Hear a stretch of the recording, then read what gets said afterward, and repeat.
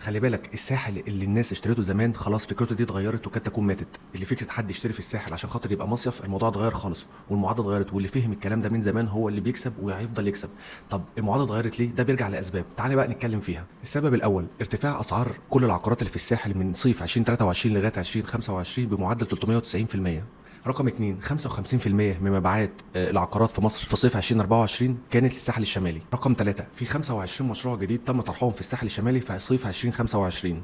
رقم 4، عامل الندره الموجود في الساحل الشمالي هو خط ساحلي من اسكندريه لمطروح محدود، هيخلص، فعامل الندره دوت هو اللي بيزود قيمته وزياده اسعاره. رقم 5، رؤيه 2030 اللي فيها مصر بتستهدف يكون موجود في مدينه العالمين 3 مليون سائح. رقم 6، صفقه راس الحكمه اللي كانت باجمالي استثمارات 35 مليار في دفعت في 2024.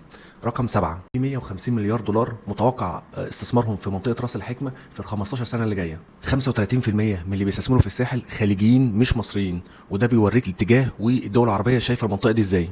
في صيف 2025 كان في اكتر من 8 مليون زاير وسايح موجودين جوه الساحل الشمالي. متوسط العائد الاستثماري في الساحل الشمالي بيتراوح من 9% لغايه 13%، وخلي بالك ده لغايه دلوقتي استثمار موسمي. زياده عدد الغرف الفندقيه في 2030 عشان توصل ل 7600 غرفه فندقيه. النقطه الاهم بقى، انا فين بقى هكسب في الساحل؟ المكسب الحقيقي في الساحل هو مش مشروع ولا منطقه معينه، المكسب الحقيقي في الساحل هو الاستفاده من تحويل الشخص او الزبون الموسمي الى زبون دائم، وتحويل المنطقه ديت هي منطقه من منطقه موسميه الى منطقه دايمه. هنا هتقدر تكسب 3 ل 4 اضعاف من اللي بتكسبه دلوقتي.